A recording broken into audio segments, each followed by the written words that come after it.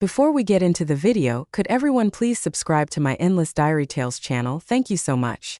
The last time I saw my father, I was 18 years old, standing on the porch with a duffel bag and shaking hands, begging him to open the door. Tonight, I walked through the marble lobby of the downtown Hilton in heels.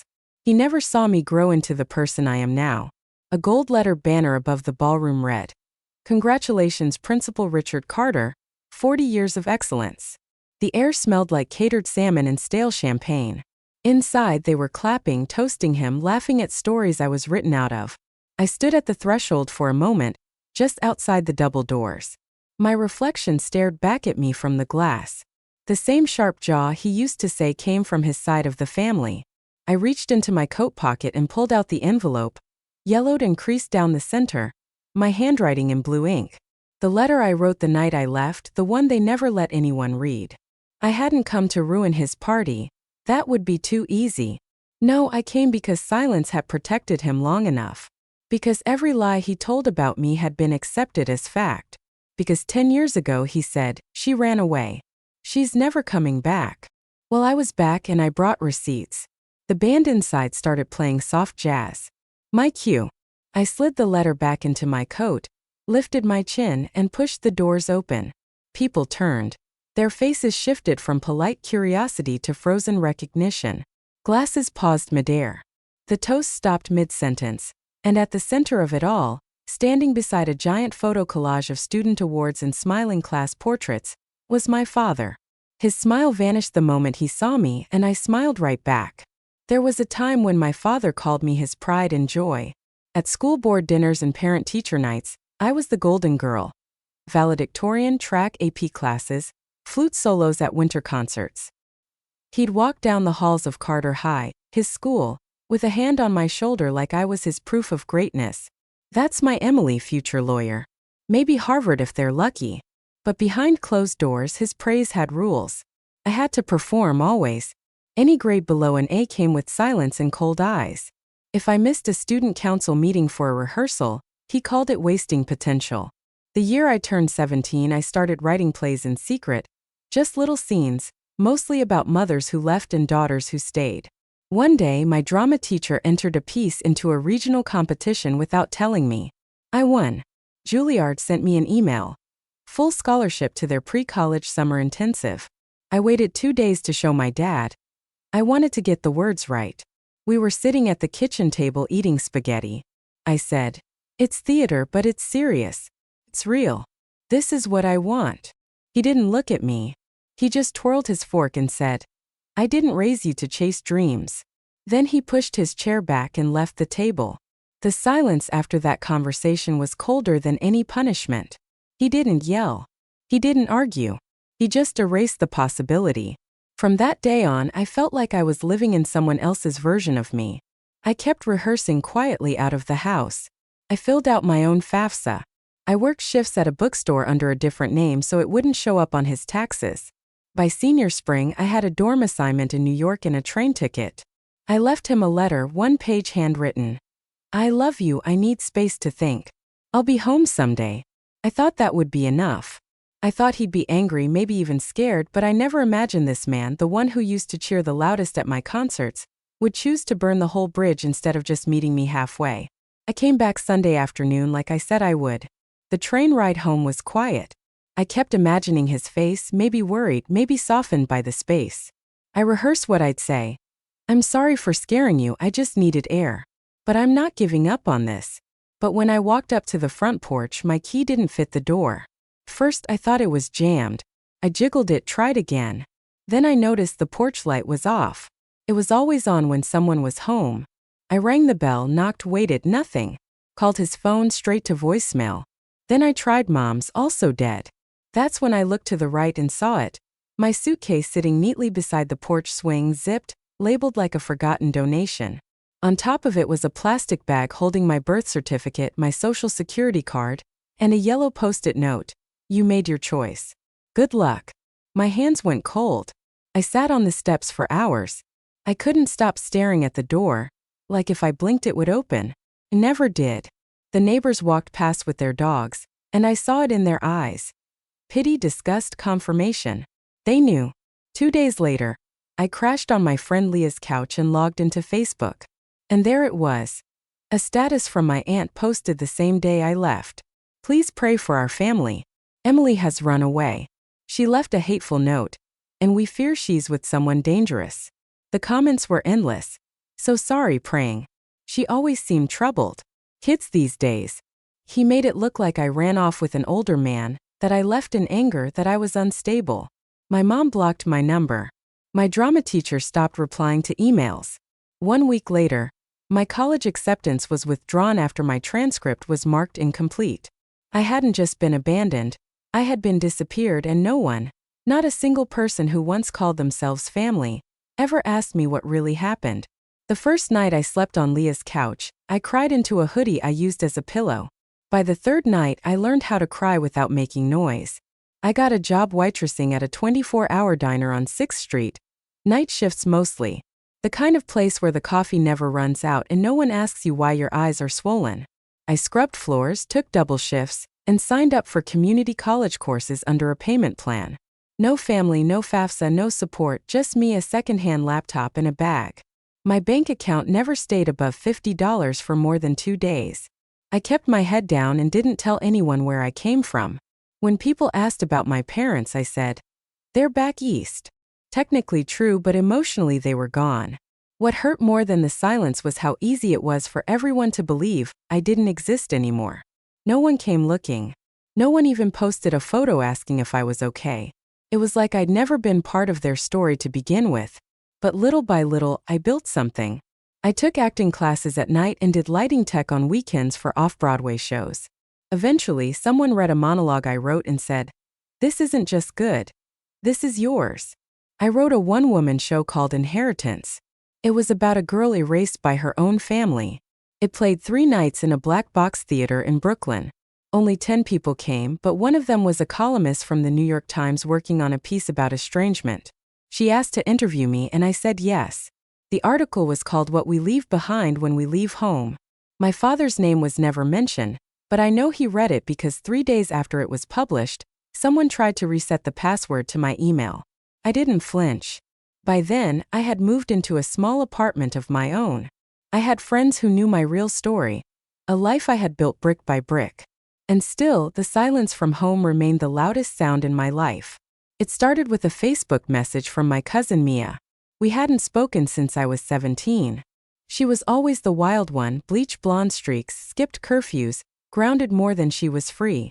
But that night she sent just 6 words. "I found something. It's about you." I didn't reply right away. I stared at the screen like it was a ghost. 3 days later, curiosity overrode self-protection. I called her. Her voice cracked. "I'm sorry I never reached out. I believed what they said, we all did." She told me she'd been helping her dad clean out their attic.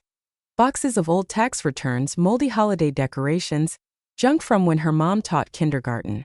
At the bottom of one box, wrapped in a Ziploc bag, was a sealed envelope. It had my name on it, my handwriting, blue ink, slanted cursive I hadn't used in years. She opened it, read it, and realized everything she'd been told was a lie. "I love you. I need space. I'll be back Sunday." No mention of anger, no threat, no disappearance. Just a scared, respectful 18-year-old asking for time. Mia said her dad tried to play it off. "Oh, that old thing." But she knew. He knew. They all knew. My father didn't just lie. He took the truth, my actual words, and hid them in a dusty attic like something shameful. And then he replaced them with a version that made him the victim. That night, Mia emailed me a scanned copy of the letter. I printed it, smoothed the creases, and stared at it for a long time. It was like finding the last puzzle piece to a life I'd been gaslit into forgetting. Not long after, the retirement party invite hit social media. Celebration. Local school board, teachers, families, community leaders. A tribute to a legacy of integrity. I didn't cry when I saw it. I didn't scream. I just looked at the letter in my hands and thought, "You buried the truth. I'm going to dig it back up in front of everyone." I didn't decide right away. The letter sat on my desk for a week next to a burned-down candle and a cup of cold coffee I never drank. Every time I looked at it, I thought about the silence that followed it. The birthdays missed. The college I never attended. The years I spent rebuilding something that was never supposed to be broken. Then I saw the RSVP form. It was posted on the school district's website. Join us in celebrating Principal Richard Carter's retirement. 40 years of service, leadership, and family. Family. That word felt like a dare. I used my middle name Elaine to RSVP online. One guest, no meal preference, no +1. I didn't need backup. I had the truth. I booked a flight, borrowed a blazer from a friend, and packed 2 things: the printed scan of my letter and a clipping of the article I published in The New Yorker last year. I didn't rehearse a speech. This wasn't about revenge or theatrics. It was about reality. Raw, unpolished, undeniable. He'd built a career on discipline and image, on shaping other people's children. He got to be the man with the handshake and the clipboard and the bulletin board full of smiling kids. But he left one picture out. I wasn't going to scream. I wasn't going to cry. I was just going to walk in, look him in the eye, and remind everyone in that room. You don't get to rewrite history just because you're the only one left telling it. I hadn't seen my mother in over a decade. Not since the night I stood on our porch with shaking hands and tear-swollen eyes, begging her to open the door. She didn't. But 2 hours before the gala, I stood there again. Same porch, same front step. The paint was peeling now, the bushes overgrown. The wind carried the smell of someone else's dinner. I rang the bell. No answer. I was about to leave when the door cracked open. She looked older, thinner, grayer. Her shoulders hunched like life had been pressing down on her for years. Her eyes landed on me, and for a moment, I saw something flicker: recognition, guilt, relief. She whispered, "Emily." Like the name hurt. Throat tight, I asked one question. "Did you know?" She didn't ask what I meant. She didn't have to. She stepped outside, wrapped her cardigan tight around her chest, and sat on the porch swing. I stood. I needed to stand. "Found the letter," I said. "The real one. The one I wrote before I came back home. The one he hid." She closed her eyes, a slow, silent nod. "I wanted to come after you," she said. "I really did. Why didn't you?" She looked out toward the street. "He said you were unstable, that you joined up with some older man, that we needed to protect ourselves, that if I reached out it would only make things worse." I stared at her. "And you believed that?" "I believed him," she whispered, "because I was afraid of him too." In that moment I didn't feel anger. I felt something colder: detachment. Not hatred, just distance. She wasn't the villain, but she wasn't innocent either. She was the silence that made his life stick. The ballroom smelled like expensive wine and overcooked salmon. Laughter bounced off crystal chandeliers. People hugged, posed for photos in front of a giant poster that read, "Celebrating Principal Richard Carter, a legacy of integrity." I stood near the back, close enough to hear the clinking glasses, far enough to stay invisible until they called him up. 40 years of service, a mentor, a role model, a father figure to so many. He walked on stage in a tailored navy suit, smiling the way only men with unchallenged legacies smile. The crowd stood and clapped. Even the mayor was there. I let the applause settle before I moved. One step, then another. People turned as I approached, eyes widened. Some faces lit with recognition, others with discomfort. And then he saw me. Richard Carter froze. The color drained from his face like someone pulled a plug. I didn't look away. I reached the mic. He leaned toward me and whispered, "Emily, not here." But I was already speaking. "Hi, I'm Emily Carter, his daughter." Gasps, murmurs, forks paused mid-bite. "I haven't been in this room or this town in 10 years. That's because 10 years ago my father told everyone I ran away, that I was angry, that I disowned him. He told you I left a note." I pulled the envelope from my coat. "This is that note." I read it slowly, clearly, so no one could pretend they didn't hear. "I love you. I need space. I'll be back Sunday." I looked out at the crowd. Familiar faces, teachers, neighbors, my old principal. Does that sound like someone who ran away? Silence. The kind that settles into your spine. Then shifting chairs, uneasy stares. A few people looked at Richard. One woman covered her mouth. He stepped forward. "Emily, that's not the full story." I held up a hand. "Don't. You told that story for 10 years. This is mine." A voice from the crowd. "Is that why she vanished?" Another. "I remember praying for her." Then Mia stood up. She held a phone displaying a scan of the original letter. He hid it, she said. For 10 years he let us believe something that wasn't true. I watched it happen, the unraveling. His reputation stitched so carefully together, coming undone thread by thread. Someone whispered. What else did he lie about? His jaw tightened. His hands shook. He looked at me like I'd lit the match. But I didn't burn anything. I just brought the truth. And the truth doesn't whisper. It echoes. Once the first crack appears, the rest comes down fast. He tried to keep smiling, tried to salvage the moment, waving his hand like I was just some emotional interruption. But the room had shifted. People weren't looking at him with admiration anymore. They were looking at him like a stranger. One of his former colleagues, Mrs. Blake, the vice principal for 20 years, stood up and said, I always wondered why you shut down the theater department so suddenly.